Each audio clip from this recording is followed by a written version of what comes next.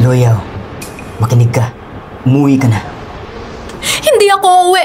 Kaysa mamatay sa bugbog mo, mas pipiliin ko pang mamatay dito. Bakit ka tumakbo? Sabi ko, bakit ka tumakbo? Bitawan mo ako.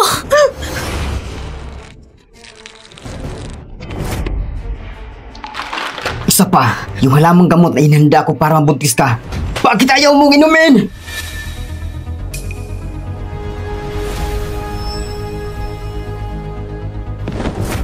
Ikaw, hindi mo dapat ako nilabanan. Kung makikinig ka lang at magkaanak tayo, pangako, di na kita muling sasaktan. Ayos ba? Ayoko! Kapag may anak na tayo, gagamitin mo yung dahilan para lalo akong ikulong at saktan. Ginagawa ko ito para protektahan ka. Kinig ka lang. Aayos din ang lahat. Ayos din ang lahat.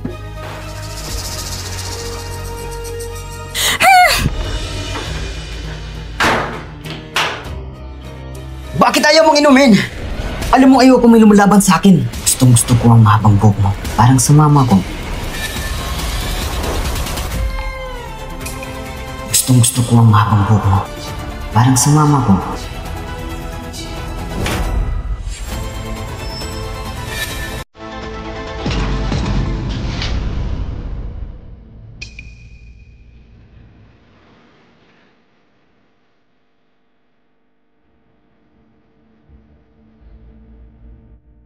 Anong ginagawa mo? Bakit? Bakit nga ba talaga?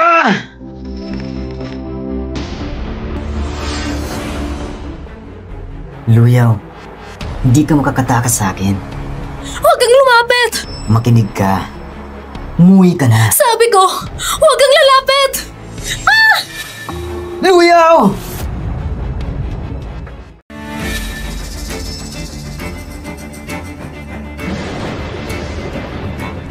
Nasaan siya?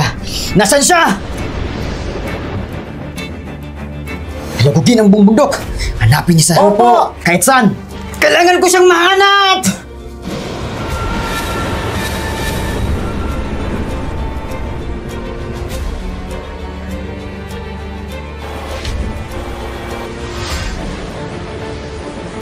Siguradong mahanap kita!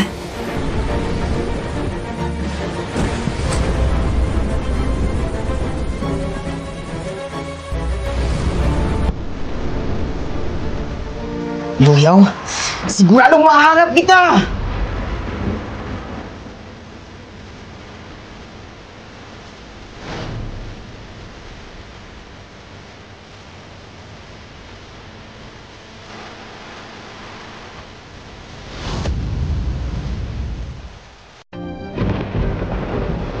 Ikaw pala! Bilis, sumakay ka!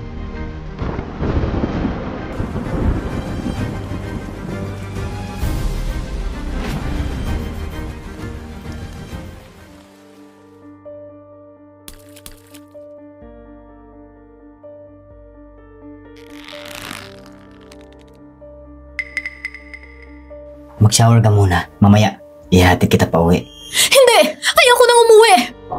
Bakit? Dr. Ho, alam ko, isa kang kilalang plastic surgeon. Pwede mo ba akong tulungan? Tulungan mo ako magpalit ng mukha. Sinabi ko na sa'yo noon, kung gusto mong magpalit ng mukha, kailangan buong mukha ang operahan. Kapag pumalpak, pwede kang mamatay. Hindi ko pwedeng tanggapin ito. Dr. Ho, kiusap, tulungan mo ako.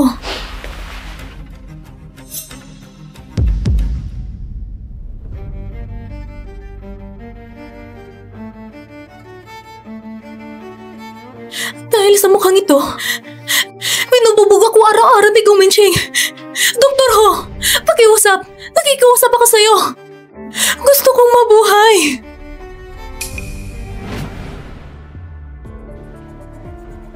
Napag-isipan mo na ba? Kapag ginawa ang operasyon, wala nang pagkakataong magsisi. Ako at si Gumenching ay minsang nagkakilala sa isang art exhibit. Sabi niya na iniibig niya ako sa unang tingin.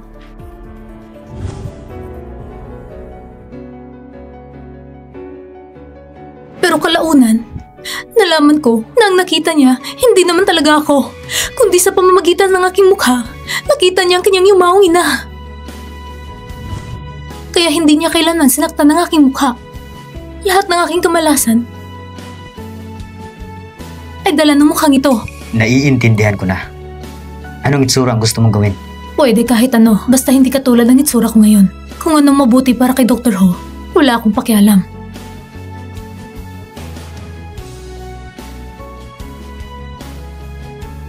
Simulan na natin.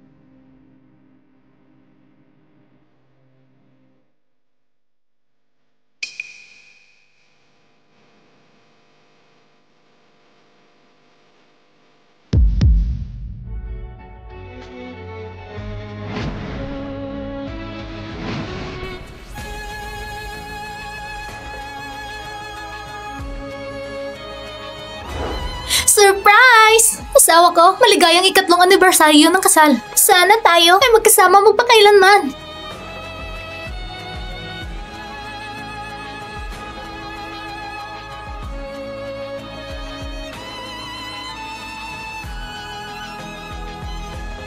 Magkamukhang magkamukha. Ano?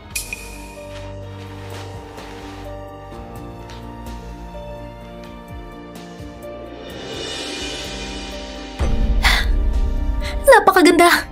Wala na talagang bakas ng dating anyo. Dr. Ho, nang umalis ako sa pamilya ko, wala akong nadalang pera. Pagkatapos kong ma-discharge ngayon, agad ako maghahanap ng trabaho. Babayaran ko talaga ang gastos sa operasyon. Walang kailangan madaliin. Huwag ka mag-alala.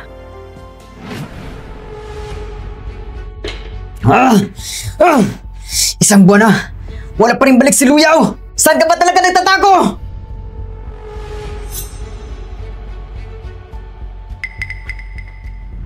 Susyo! Mr. Go? Ang damit na ito, saan galing? Lahat ng damit ni Luyaw ay alam ko. Ako ang bumili para sa kanya. Pero ang damit na ito, hindi ko pa nakita. Parang ito yung suot ng huling pagtakas ng ginang na ibinilik siya matapos mahuli. Hanapin mo agad ang katotohanan kung saan nanggaling ang damit na ito! Opo.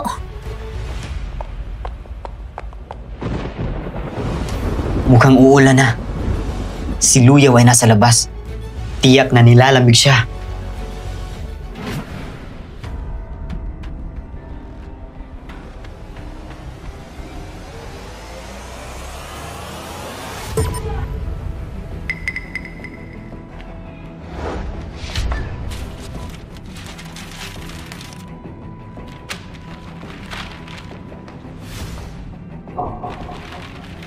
Teka muna. Sandali.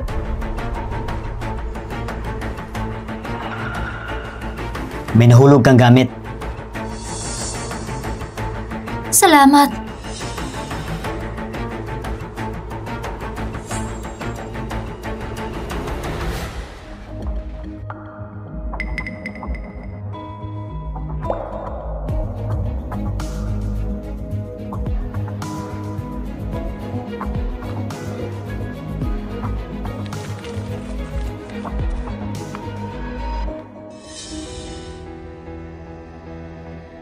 Mr. Go, nalaman ko na ang tatak ng damit na ito. Sa lungsod na ito, isa lang ang butik. Ito ang kanilang manager. Magandang araw, Mr. Go. Hindi ang tatak ang gusto kong malaman. Sino ang nagbigay ng damit na ito sa aking asawa?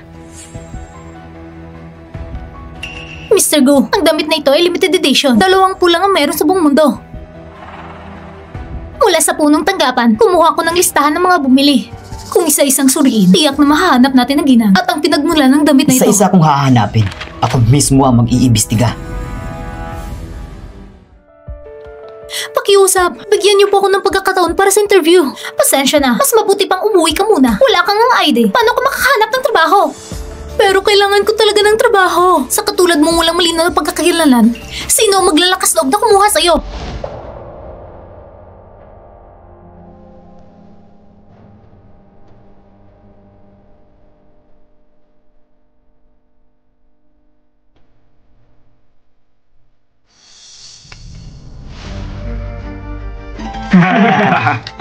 Hindi masama.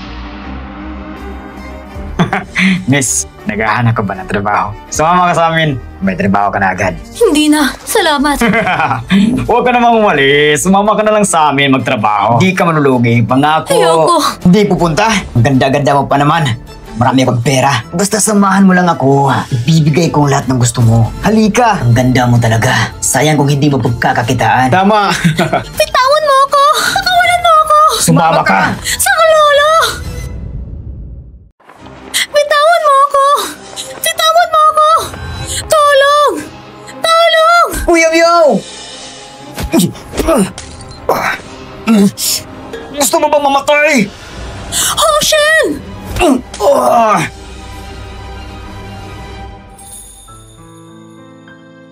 Ayos ka lang?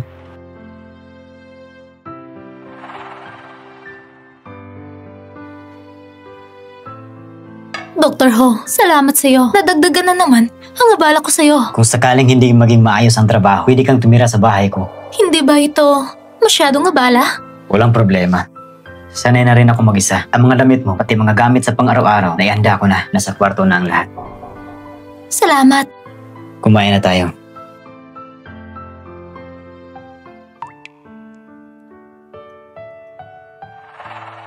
Dr. Ho, anong nangyari? Wala naman. Bigla ko lang naalala ang aking asawa. Bakit walang asawa ninyo dito? Kahit ano pa ang dahilan, isa kang mabuting asawa. Naniniwala ko, mahal ka rin ng asawa mo. Bubuksan ko ang pinto.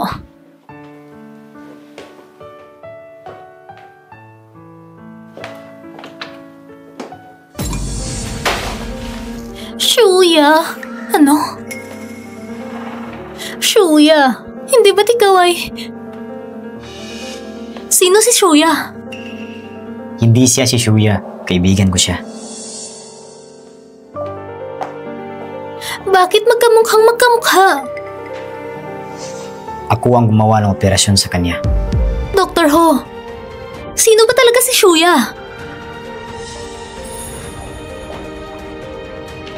Winjing! Si Shuya ay asawa ni Hushin na kamakailan lang pumanaw.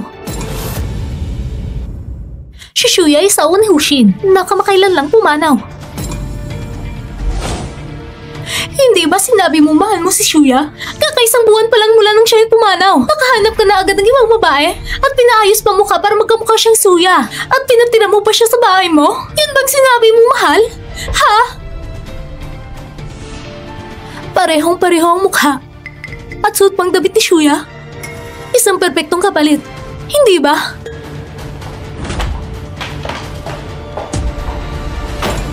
Pasensya na. Sa totoo lang, ako ay... Dr. Ho, hindi ba't ikaw ay sobrang nangunguli na sa inyong asawa? Pasensya na. Alam ko pinagkaayaw mo ang mga pamalit. Hindi ko katulad ni Go Mengching.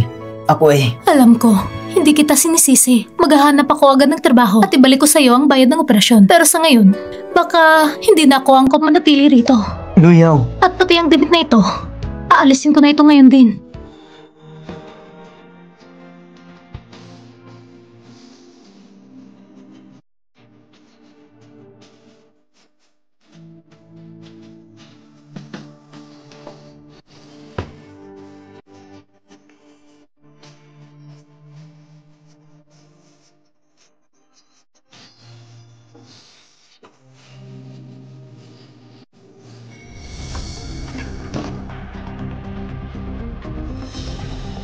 Mr. Go, ito ang huling bumili nitong damit. Siya ang naging huling customer. Ang pangalan niya ay Hushin.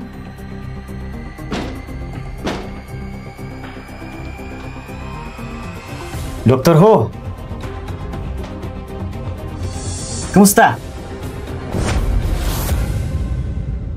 Dr. Ho! Kumusta? Ikaw ay Gong Minche? Kilala mo ako?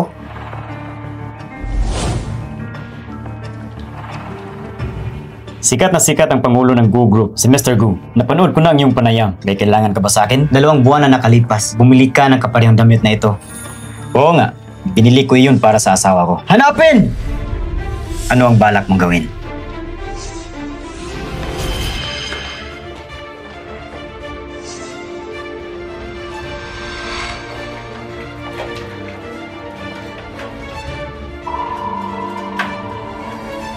Doctor Who, huwag kang kabahan. Gusto ko lang makita yung damit na binili 2 buwan na ang nakalipas. Nasa bahay mo pa ba ngayon? Yung damit? Baka ang coat ni Dr. Who. Nadiskubre na ba ni Guminching?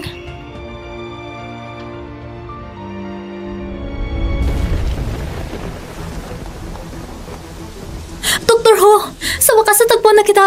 Narinig ko na ikaw ang pinakamasikat na cosmetic surgeon. Matutulungan mo ba akong palitan ang mukha ko? Palitan ng mukha? Oo. Ayoko na sa mukhang ito. Gusto ko na ang lahat ng tao ay hindi ako makikilala. Pasensya ka na. Napakadelikado ng pagpapalit ng mukha. Nagmamakaawa ko sa'yo. Kung hindi mo ako tutulungan, baka mamamatay ako. Ano?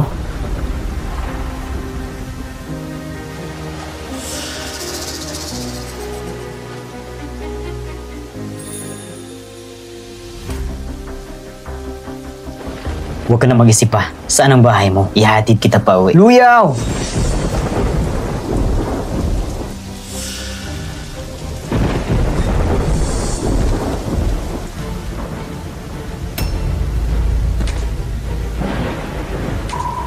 Di ba't sinabi ko na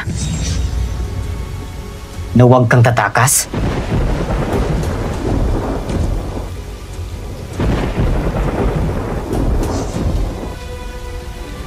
Luyaw. Bakit ka? Napakasaway!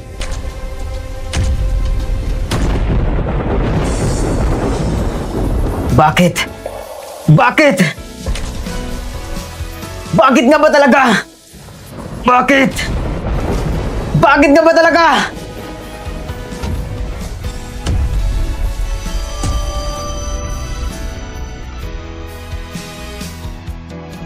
Ah!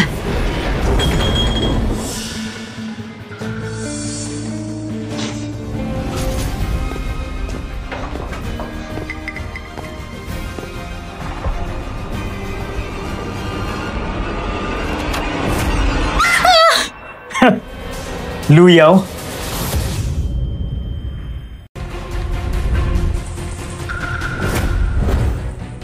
Naliligo ang asawa ko sa loob. Pakiusap na mabas ka. Umalis ka! Bakit ka nagdala na ganito karaming tao sa bahay ko? At naghahalongkat kung saan saan? Ano ba talaga ang gusto mo? Nawawala ang asawa kong si Luyaw. May nagbigay sa kanya ng damit na ito. 20 lang ang nilabas nito sa buong mundo. Iniimbestigahan ko ang lahat ng bumili. Hindi ko nakita ang damit na ito. Anong kinalaman yan sa akin? Iniimbestigahan na kita. Bakit ka bumili ng damit pang babae? Bumili akong ng damit kasama ang asawa ko. May problema ba doon? Akala mo ba maniniwala ako sa'yo? Ang damit ng asawa ko, ikaw ba ang nagbigay? Saan mo tinago si Luyaw? Mr. Go, nakita ng damit. Pwede na ba kayong umalis ngayon?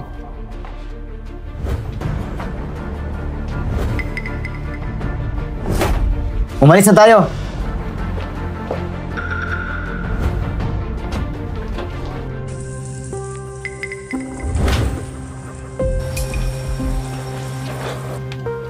Umalis na siya. Huwag ka na matakot. Iba ka na ngayon kaysa dati. Hindi ka na niya makikilala. Ano nangyayari? Di ba limitado lang sa 20 ang damit na ito? Imposible. Hindi dapat sumobra ng isa. Baka naman, isa sa mga ito ay peke. Hoshen! Lumabas ka! Maligo ka muna at magpalit ng damit. Ako na haharap sa kanya. Gusto ko makita ang asawa mo. Gusto ko makita ang asawa mo. Hindi pwede. Dinala mo na nga mga tao at pinasok ang bahay ko. Nagbigay ka ng disturbo sa buhay ko. Siguradong tatawag ako ng pulis. 20 lang ang damit na ito. Pero tanging asawa mo lang ang hindi ko nakita. Kailangan ko siya makita. Imposible. May tinatago ka? Ang gusto ko lang ay ang asawa ko na hindi ginugulo ng mga hindi kilalang tao. Kung hindi ko makikita ang asawa mo, hindi ako titigil. Mahal?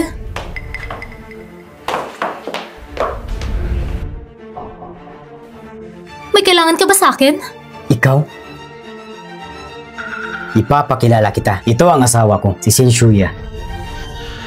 Itong damit na ito, ay binili mo ba? Oo, nakabili talaga ako ng kapareho. Nang nakarang buwan sa butik. Talaga ba?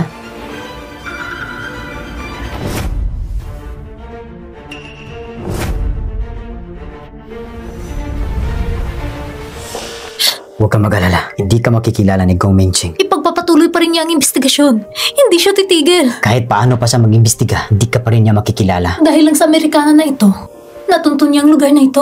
Para mag-imbestiga ng listahan, noon ako naghanda. Kumuha ako ng peking kopya at inilagay dito sa bahay. Damit lang naman yon, wala siyang matutuklasan. Loyaw, nasaan ka ba talaga? Itinago ka ba na kung sino? Ikaw, mag-ayos ka ng mga tao para bantayan sila. Si Hoshin at si Shinsuya. Okay po, Mr. Go.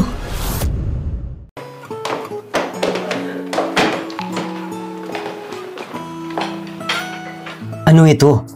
Dr. Ho, ngayon lang ako tinawagan ng ahente. Sabi nila minahanap na silang bahay sa araw na ito. Salamat sa pag-aalaga mo. Sa totoo lang, maaari ka namang tumira dito. Hindi na kailangan. Si Gu Minching, paulit-ulit kanyang ginulo. Ayokong madamay ka sa gulo dahil sa akin. Tapos na ang bagay na ito. Hindi na siya muling pupunta sa'yo. Hindi lang yon. At saka, ang mukha kong ito ay kaparehong kapareho sa asawa mo. Ayoko magkaroon ng maling akala mga kaibigan mo.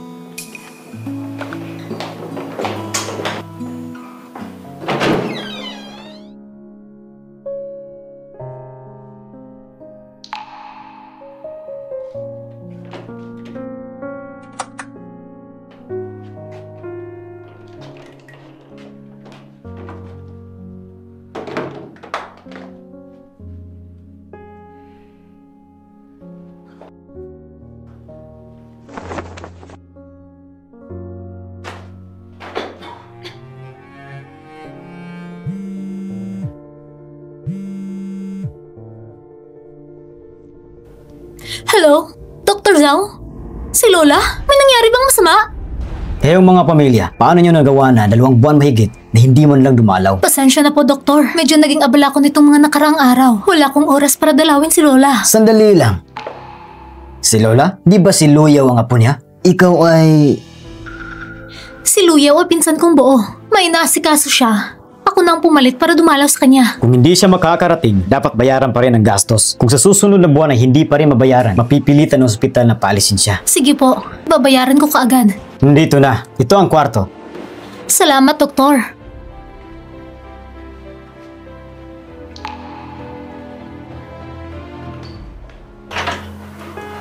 Lola?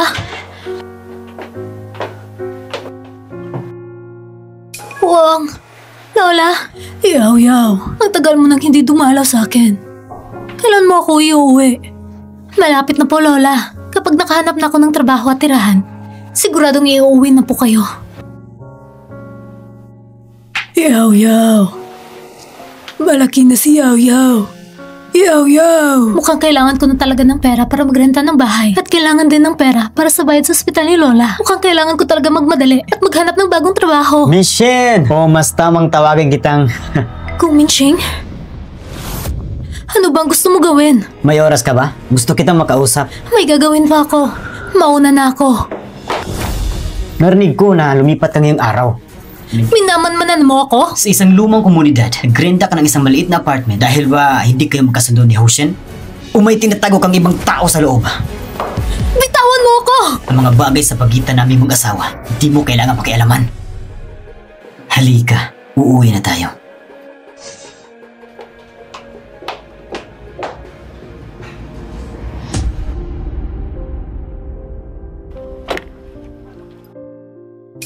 Dito ka ba nakatira? Kakaalis ko lang sa pamilya Go at hindi pa nakahanap ng trabaho. Bukod pa doon, mas ligtas kung maraming tao sa lumang komunidad. Ihahati na kita sa itaas. Hindi na, kaya ko nang umakyat mag-isa.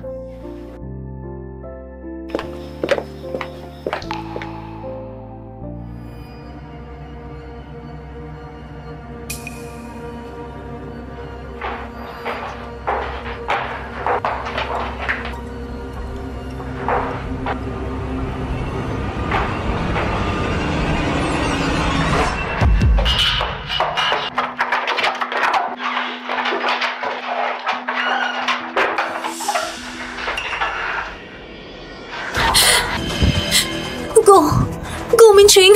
Kahit ano pang itsura ng mukha mo, magbago man ito, hahanapin pa rin kita sa buhay na ito at sa kabilang buhay. Huwag mong isipin na makakatakas ka sa palad ko!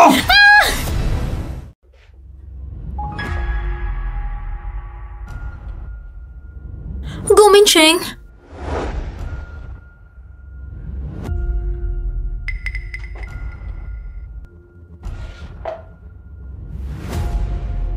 Nag-halucinate na ba ako?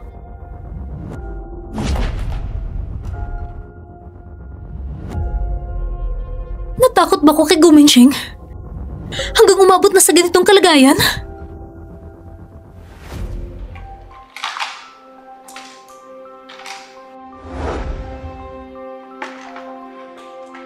Shen, bakit ka nandito?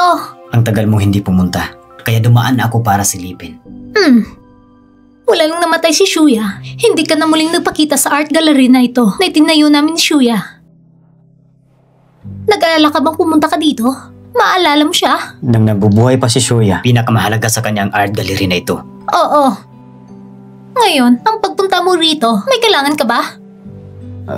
Ako? Sana matulungan mo si Luyaw na makahanap ng trabaho. Ano? Nagpaayos ng mukha si Luyaw at nagpanggap na patay. Lahat yun ay para makatakas sa mapanakit niyang asawa. At yun ang pinakamabisang paraan ng pagtakas at magsimulang muli.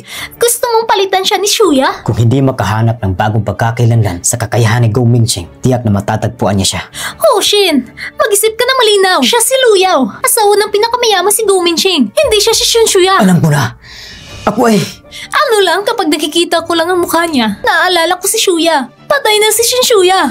Huwag ka na magpatuloy na magpasakit. Si Luyaw ay si Luyaw. Si Shuya ay si Shuya. Alam ko magkaiba silang dalawa. Magkaiba sila. Alam kong mahal na mahal mo si Shuya, buong puso. Pero matagal niya na akong niloko. Hindi kanya totoong mahal. Si Shuya, kaya ni Luyaw, pareho silang pag-aari ng ibang lalaki. Hindi sila iyo.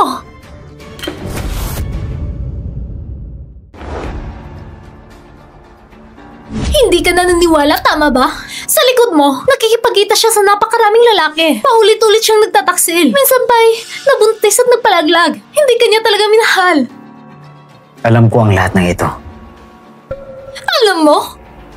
Si Shuya ang asawa ko. Wala akong pakialam sa nakaraan niya. Patay na siya ngayon. Ayokong sa hinaharap, mabanggit mo pa ang mga ginagawa niya noon.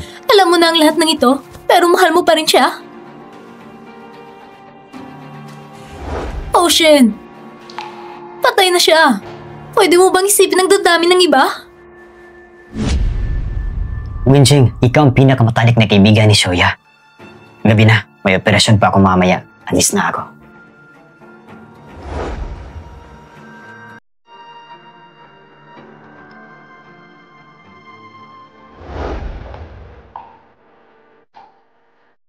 Dahil magkaibigan kami ni Shuya, kaya ako lumayo sa'yo. Pero ako naman ang unang nakakilala sa'yo.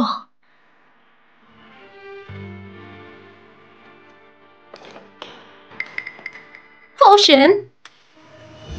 Hello, maaari ko ba makausap ang iyong direktor? Si Shen Shuya? Pasensya na. Wala ang direktor.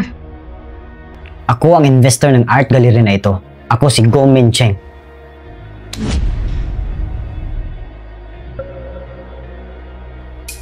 Go Mingcheng?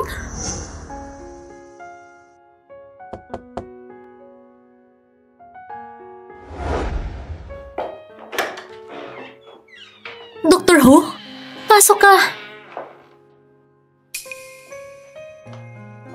Bakit ka nandito? Wala lang. Napadaan na ako para kumustahin ka. Aalis ka ba? Nagpadala ako ng ilang resume online. Maganda para sa interview. Hatid na kita. Pasensya na ha. Hello? Sige, pupunta ako kagad. Si He Wenxing yun. Sabi niya, may naghahanap sa akin sa art gallery. He Wenxing? Sabi niya, ang investor ng art gallery, umaasa siyang bumalik ako sa trabaho. Hayaan mo, ihahatid kita.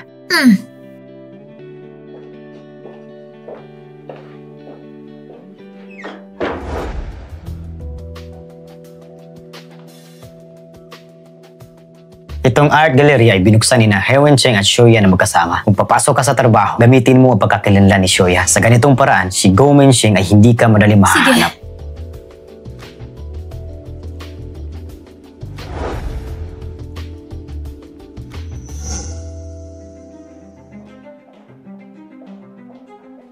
Miss He, Shuya, nandito ka. Miss Shen, ang tagal nating hindi nagkita.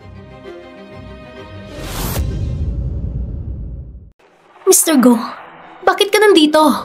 Shuya, si Mr. Go ay investor ng ating art gallery. Siyempre, alam ni Miss Shen na ako ang investor. Noong panahon ng invest ako, naroon din si Miss Shen.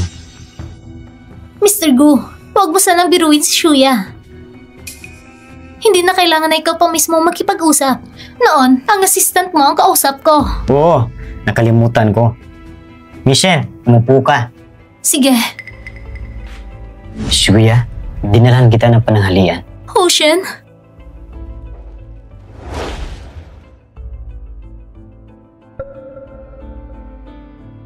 Huwag kang matakot. Nandito ako. Mr. Gu, ginugulo mo na naman ang asawa ko. Naalala mo ba ang sinabi ko sa'yo? Na hindi ka welcome dito? Ikaw ba ang ayaw sa akin? O kaya si Michelle ang ayaw sa akin? Mr. Go, may asawa na ako.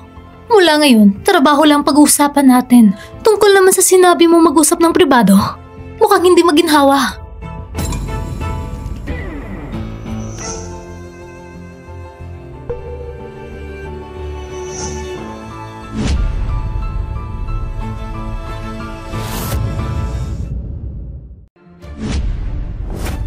Mr. Gu, kapag harap mo ang asawa ng iba, magpigil ka naman.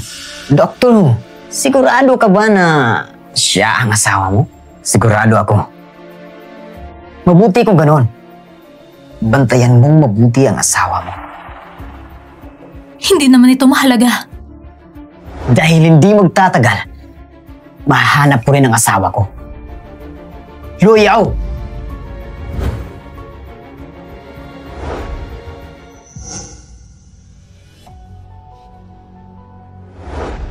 Mag-imbestiga ka tungkol sa asawa ni Ho Shen, Shen Shuya.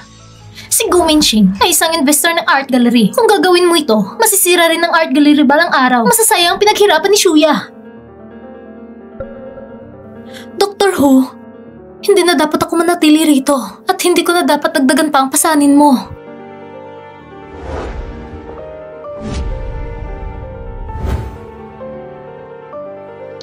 Kahit saan ka pumunta, kahit anong lusod, matatagpuan ka pa rin ni Go Mingcheng. Kung hindi ka magpapalit ng pagkakakilanlan, hindi ka magiging ligtas.